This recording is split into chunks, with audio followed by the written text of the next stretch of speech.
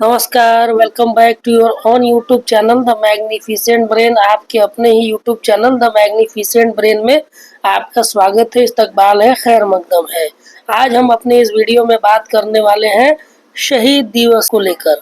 शहीद दिवस, जैसा कि आप सभी को मालूम है, 23 मार्च आज का दिन शहीद दिवस के रूप में मनाया जाता है।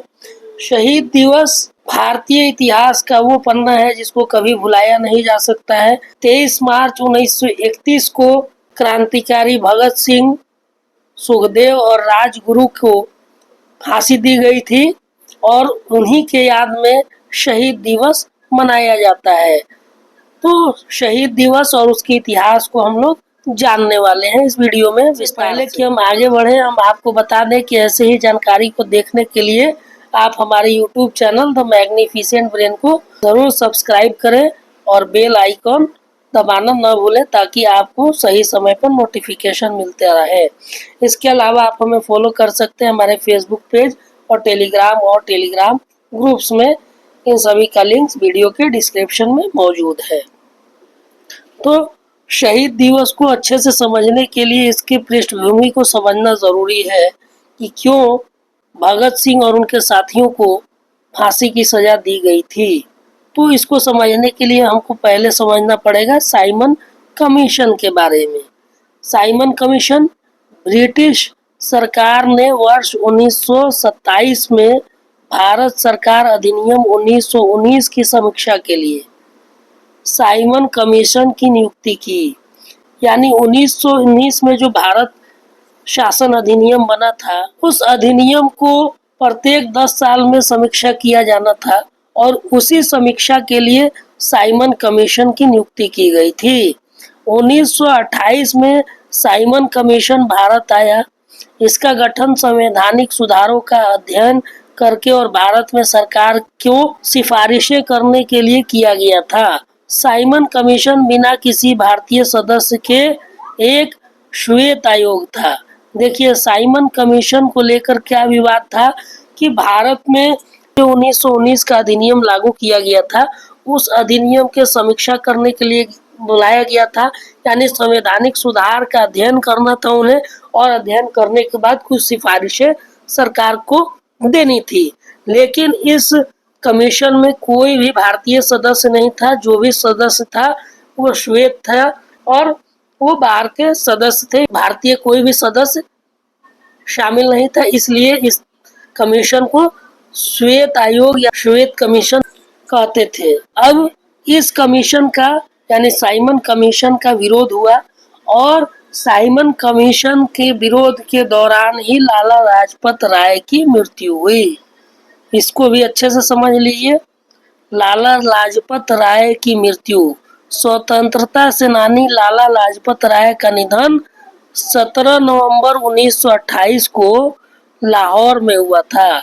साइमन कमीशन के खिलाफ विरोध प्रदर्शन के दौरान हुए लाठीचार्ज में वह गंभीर रूप से घायल हो गए थे और उनकी मृत्यु हो गई। तो साइमन कमीशन का विरोध करते समय वो घायल हुए और 17 नवंबर 1928 ईस्वी को उनकी मृत्यु हो गई। अब लाला लाजपत राय की मृत्यु कैसी हुई? तो लाला लाजपत राय ने साइमन कमीशन के आगमन का विरोध करने के लिए एक शांतिपूर्ण जुलूस निकाला था और पुलिस अधीक्षक एस्कॉट ने अपने पुलिस बल को कार्यकर्ताओं पर लाठीचार्ज करने का आदेश दिया। पुलिस ने खास तौर पर लाला लाजपत राय को निशाना बनाया और उनके सीने पर वार कर दिए। इस टकराव में लाला लाजपत राय गंभीर रूप से घायल हो गए और उनका निधन हो गया। अब देखिए, साइमन कमीशन जो कि संवैधानिक सुधार के लिए कमीशन बनाया गया था, इस कमीशन में कोई भारतीय नहीं था।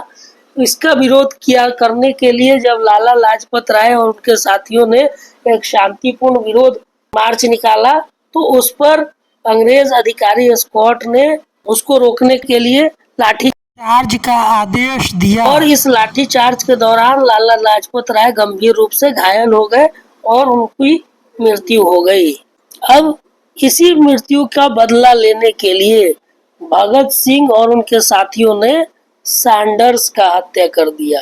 अब आप सोच रहे होंगे कि लाठी तो एस्कॉट ने चलाया था, सैंडर्स का हत्या क्यों किया गया, तो उसको भी हम लोग आगे समझेंगे। सैंडर्स हत्याकांड। क्रांतिकारियों भगत सिंह और शिवराम राजगुरु ने 17 दिसंबर 1928 को लाहौर में ब्रिटिश पुलिस के सहायक अधीक्षक जॉन सैंडर्स की गोली मारकर हत्या कर दी थी। इस घटना को लाहौर षड्यंत्र केस के नाम से जाना गया। देखिए, वो लोग हत्या करने तो स्क्वाड का ही गए थे, लेकिन गलती से सहायक अधीक्षक जॉन सैंडर्स को गोली मारकर हत्या कर दी और इसी घटना को लाहौर षड्यंत्र केस के नाम से जाना जाता है। स्क्वाड के जगह पर सैंडर्स की हत्या कर दी गई। इस हत्याकांड की वजह भगत सिंह और राजगुरु ने गलती से जॉन सैंडर्स को जेम्स स्कॉट समझ लिया था। देखिए, सैंडर्स को ही स्कॉट समझकर उनकी हत्या कर दी गई। पुलिस अधीक्षक जेम्स स्कॉट ने भारतीय स्वतंत्रता सेनानी लाला लाजपत राय की मौत के लिए भगत सिंह और उनके साथियों को जिम्मेदार ठहराया था। लाला लाजपत राय पर लाठीचार्ज से उनकी मृत्यु हो गई थी, जिससे भगत सिंह, सुखदेव और राजगुरु में काफी रोष था। इस हत्याकांड में भगत सिंह के साथियों का नाम क्या था? जो लाहौर षड्यंत्र हुआ था उसमें कौन कौन लोग शामिल थे? तो सुखदेव थापर, चंद्रशेखर आजाद और भगत सिंह शामिल थे। अब इस मामले में मुकदमा चलाया गया। भारत के तत्कालीन वायसराय लॉर्ड इरविन ने इस मामले पर मुकदमे के लिए एक विशेष ट्राइब्यूनल का गठन किया। इस ट्राइब्यूनल ने भगत सिंह, सुखदेव और राजगुरु को फांसी की सजा सुनाई। ये तो घटना हो गया लाहौर षड्यंत्र का। एक और घटना है जो भगत सिंह से जुड़ा हुआ है, हम चाहते हैं कि उसे भी आपको बता दें। असेंबली बम कांड। असेंबली बम कांड 8 अप्रैल 1929 को हुआ था। इस घटना में भगत सिंह और बटुकेश्वर दत्त ने केंद्रीय विधानसभा में बम फेंका था। ये दोनों हिंदुस्तान सोशलिस्ट रिपब्लिकन एसोसिएशन यानी HSRA के सदस्य थे। इस घटना की खास बात क्या थी? इस घटना में कुछ लोग घायल हुए थे, लेकिन किसी की मौत नहीं हुई थी। बम से निकला धुआं हॉल में भर गया था। इस घटना में भगत सिंह और बटुकेश्वर दत्त को गिरफ्तार कर लिया गया था। हालांकि उन्होंने बम फेंकने के बाद भागने का इरादा छोड़ दिया था, इस वजह से वो अपनी गिरफ्तारी दे दिए थे। इस वजह से उन्हें गिरफ्तार कर लिया गया। उन्होंने भागने का कोई कोशिश नहीं किया। बाद में उन्हें आजीवन कारावास की सजा सुनाई गई थी। देखिए, असेंबली बम कांड में भगत सिंह और बटुकेश्वर दत्त को आजीवन कारावास की सजा सुनाई दी थी। बम फेंकने के लिए भगत सिंह, सुखदेव और राजगुरु ने नलगढ़ा गांव में बम बनाए थे। इस घटना का मकसद ब्रिटिशों के औपनिवेशिक शासन का विरोध करना था। तो असेंबली बम कांड का क्या मकसद था? ब्रिटिश के औपनिवेशिक शासन का विरोध करना था। भगत सिंह और उनके साथियों को फांसी दी गई, उसके बारे में हम जान लेते हैं। भगत सिंह और उनके साथियों को 7 अक्टूबर 1930 को मौत की सजा सुनाई गई।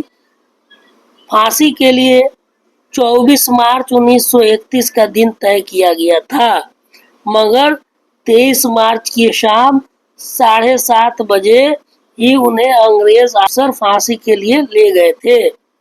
भगत सिंह, सुखदेव और राजगुरु को निर्धारित समय से 11 घंटे पहले फांसी दे दी गई थी। भगत सिंह को 23 मार्च 1931 को उनके 2 साथियों सुखदेव और राजगुरु के साथ लाहौर के सेंट्रल जेल में फांसी दी गई थी और यह घटना शहीद दिवस के रूप में मनाई जाती है। तो इस प्रकार आप पूरे शहीद दिवस के बैकग्राउंड को, परिप्रेक्ष्य को समझ गए होंगे कि शहीद दिवस क्यों मनाया जाता है, कौन कौन सी घटनाएं घटी थी, उसके बारे में मैंने आप सभी को बताया। उम्मीद करते हैं कि आपको यह वीडियो पसंद आई होगी। अगर हमारी यह वीडियो पसंद आई है तो हमारे इस वीडियो को लाइक कीजिए, शेयर कीजिए और हमारे इस YouTube चैनल को सब्सक्राइब कीजिए। मिलते हैं इसी प्रकार के अन्य जानकारी भरे वीडियो में। तब तक के लिए हमें दीजिए अनुमति। धन्यवाद। Thank you for watching.